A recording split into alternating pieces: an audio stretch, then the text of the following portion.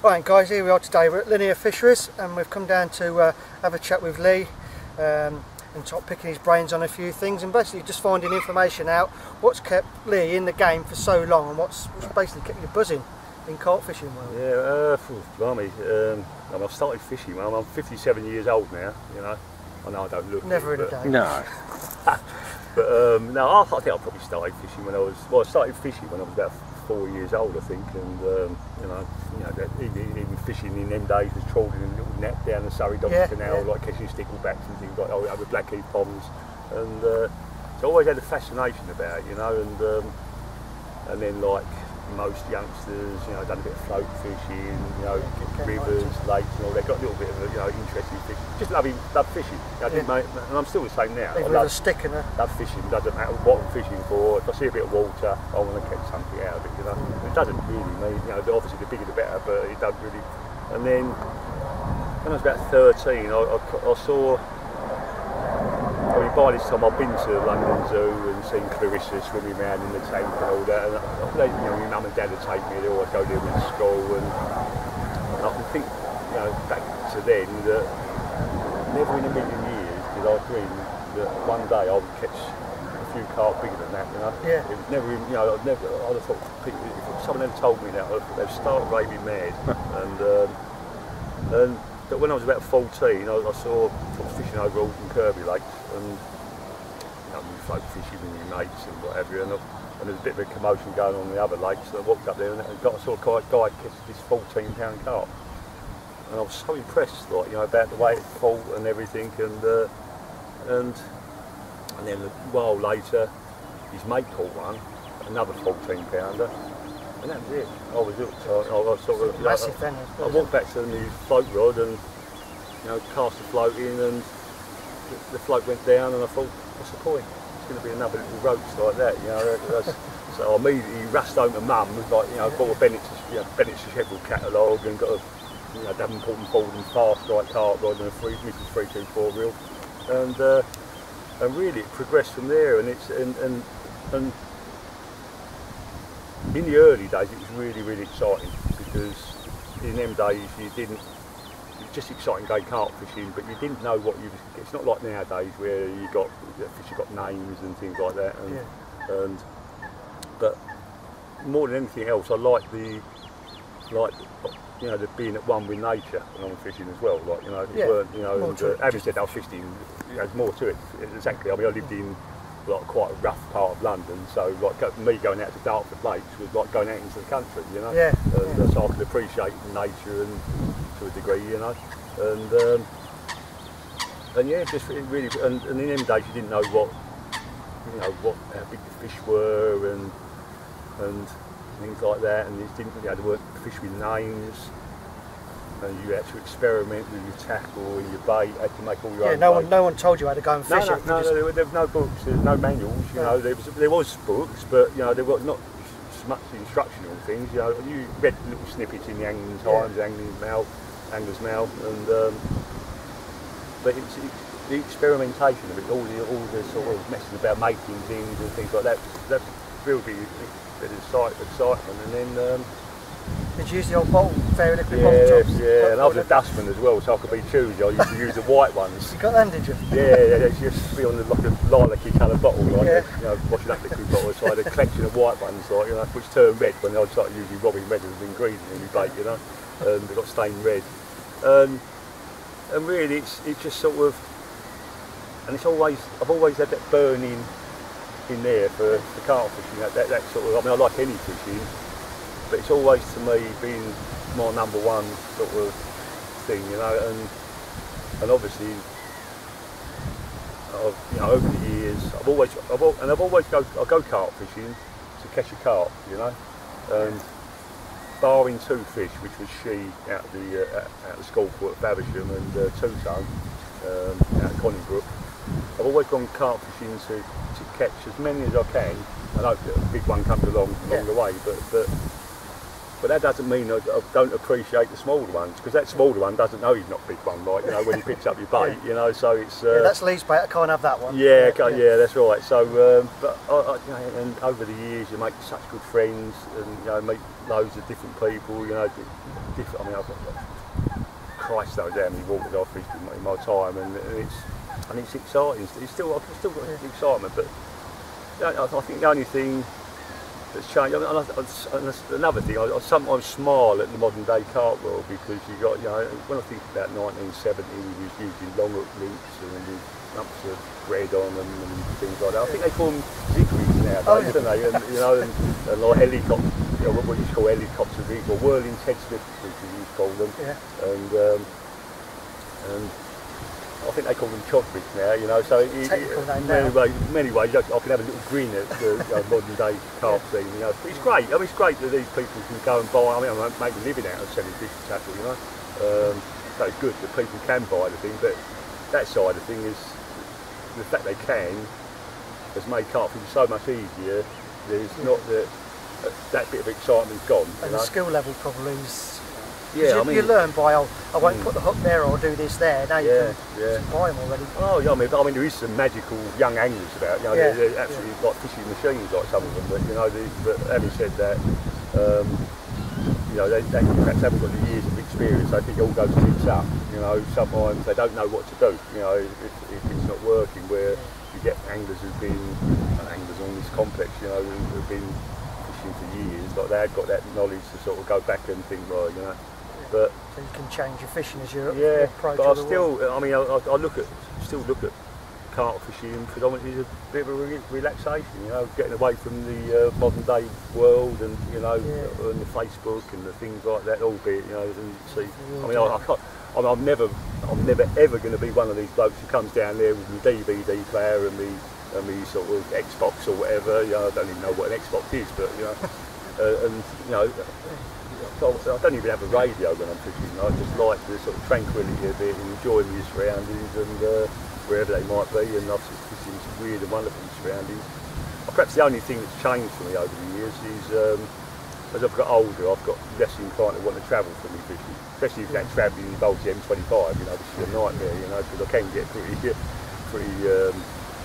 pissed off if I'm sitting in traffic jam for 3 hours. I wanted to go fishing. I wanted to go fishing. Yeah. So I'm tending to sort of stick more closer to home, and I've predominantly only been a short session angler, you know, all my life. You know, I've done the odd longer session, but predominantly just like overnighters and mornings before work, and you know. Is it when you caught two-tone, did everything change a little bit then? Is that when you thought, okay, I've achieved that, it can stay closer to home instead of chasing your targets? Two-tone, I mean, I wanted to catch two-tone more than any carp in the world, and I didn't. It wasn't a day in my life, apart from barrel culvert, that I didn't think about it at least once every half hour. You know, you know, it's always on my mind. You know, and I was absolutely obsessed with catching that carp. You know, because it was the biggest carp in the country, and always I can remember, like when I was a dustman, walking along, you know, 17 years old, 18 years old dustman, and I'd wander along, you know, daydreaming to myself, thinking, if I ever got to get the opportunity to fish for the biggest carp in the country, and it's feasible for me to do it, i.e. the lake's not too far from where I live, you know, I will do, you know, and two-tone gave me that opportunity, you know, and I mean, it's Kent's first proper 50-pound carp, you know, and when a friend of mine would kill it, called it 50 pounds, that was it. I was, you know, addicted to it, and it was. But that lake, Conningbrook, I would say, is the best lake I've ever fished. Yeah. You know, for a number of reasons. I still get the adrenaline rush when that bobbing. To me, that when that bobbing goes, that's the most exciting bit. You know, the day that goes, perhaps that might be the day when I knock it all on the head. But when that bite, you know, it goes from nothing, like to complete tranquility, to 100 miles an hour. And, you know, and the heart's beating that chest on Conningbrook. That was amplified because. Could have been. Because you know, pick up that rod, this could be the biggest carp in the country, like, you know, and so it's ever so exciting. It's ever such a special place anyway, and the camaraderie between the fellas on the, you know, we used to have massive socials and massive socials, but you know, because of the difficulty of the fishing, there's a real lot of camaraderie, and it was great, you know, absolutely fantastic, you know. But when I caught Tuso, it was on the one day, the only day I hadn't thought about it, because I didn't actually intend to fish it, and I caught it early the next morning. But I was sort of walking around like a lost sheep for a while, because I've caught it. Every lake I've ever fished, or concentrated on fishing, I've always fished to catch as many as I can, hope to catch the big ones, with the target in mind being the biggest one in the lake, you know. And normally I've been quite successful. But when the biggest one in the lake is the biggest one in the country, where do you go from there? You know, it's suddenly. Did you take time out for a bit then to sit and? I didn't know. I still went fishing. But I was a bit like, sort of, couldn't make my mind up what I wanted to do. You know, it took a couple of years really for me to sort of find a burning in me to sort of want to fish. You know, to go for characters after that. Yeah. But I think if I'd have caught it, I'd have been walking around the lake like that. Yeah. But you didn't, did you? Just like you say, you just carried on fishing. Yeah, I mean, in fact, it was a British record was a bit of a bonus. I mean, all I wanted to do was catch that fish. You know, the British record aspect was a bonus. You know, and I'll remember that day for as long as I live. You know, it's you know, just magical. You know, and I mean, I've caught it, like the power of modern day technology. I mean, I caught it at about 5 o'clock in the morning. And like immediately a couple of friends come down and photographed it, weighed it and everything, and I didn't want the responsibility of weighing it, someone else weighed it, and then I texted a couple of people, and my phone just went into meltdown, you know, meltdown. And then at one stage, because I had to pack up, and I thought I'm going to turn my phone off, so I turned my phone off, and got packed up, you know, so I didn't have no distractions, got in my van, drove to the shop, which is about 45 minutes away, and I turned my phone back on by the time. It's constantly receiving texts and everything, and you know, and this was like 9 o'clock in the morning, receiving texts or phone calls, which I was all ignoring everything. I got to the shop, and it was 52 messages received, like in that short space of time. Got in the shop, there'd been an email from South Africa, a fax from somewhere else in the world, like, you know, and I thought, how it's, you know, because people knew that I wanted to catch that fish, and obviously, you know, and it was just magical, like, you know, and all day long that was, you know, that was just texts and that all the time. But it did, you know, after that, it did sort of, I did lose my way a little bit with what I wanted to do in carp. I still wanted to carp fish, but I still had to have that target in mind, you know. Is that why you went on to sort of like doing the, not match, but the competitions? World Championships? I mean, the first ever match I fished in was, I mean, when I was like a youngster, I used to go to school matches and you know, some club matches, and it was quite a success for that. Like, you know, normal fishing, not carp fishing, and I've never really.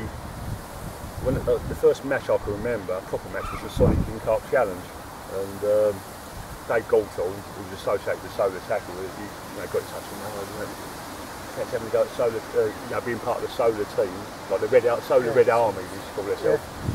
And I said, no, it's not really my cup of tea, Dave. I don't think I want to do something like that. And he said, oh, but I thought, well, perhaps I will. And I really enjoyed it. You know? Really enjoyed it, and was quite successful in that first match. I didn't you know, win it, but I won the qualify, you know, and which was I grew to sort of like the, you know, the British Carp Championship come around, and I thought I'll have a go at that. And again, though I wouldn't want to do it every weekend in my life, I quite enjoyed it, you know. It's hard work, isn't it?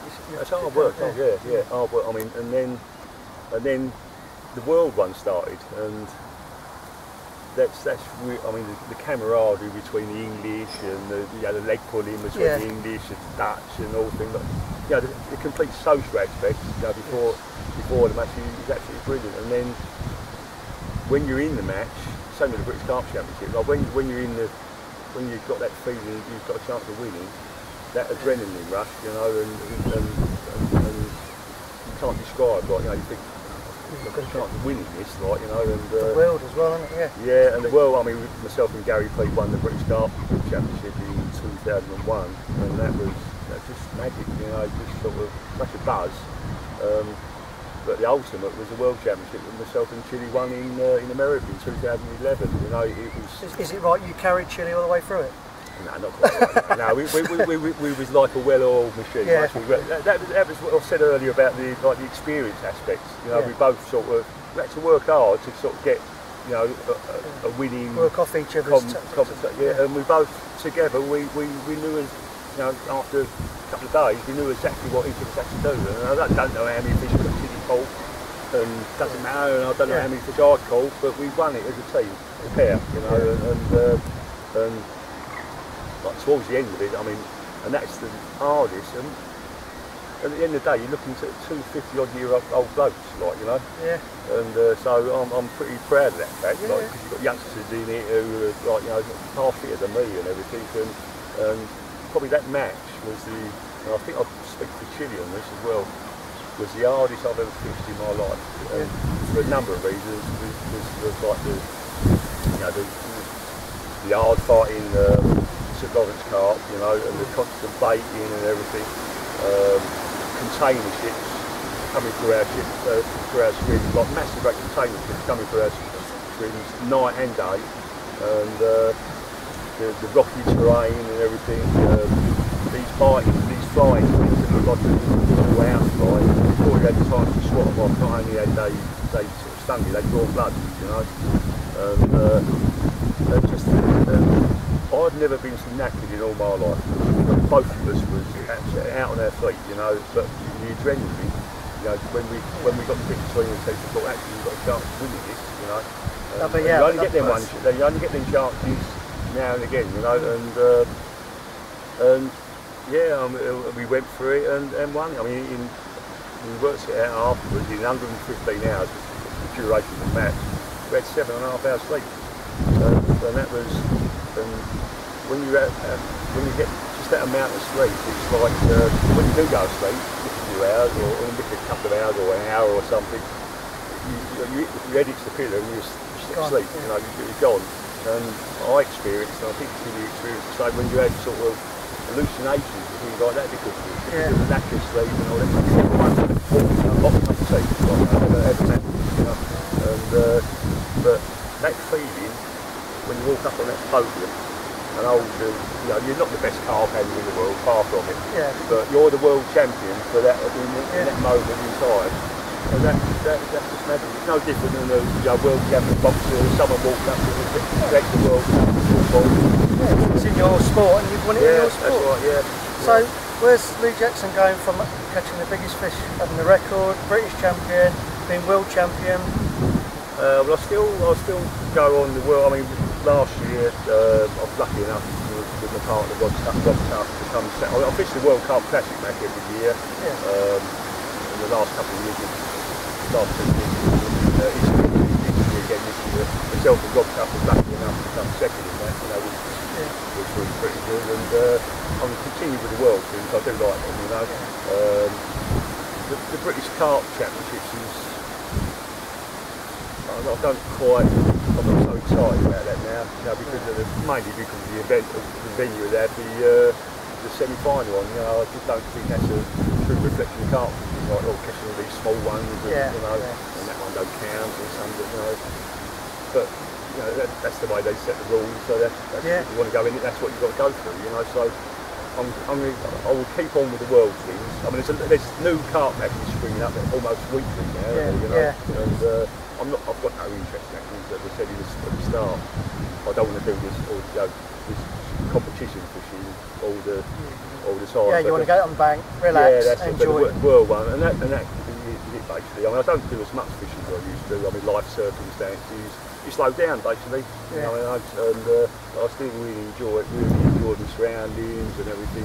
Enjoy the people I'm with most of the time, and I've still got that. That in the when that bobbing goes, you know, I've still got that, and it won't go away. You know, it won't ever go away.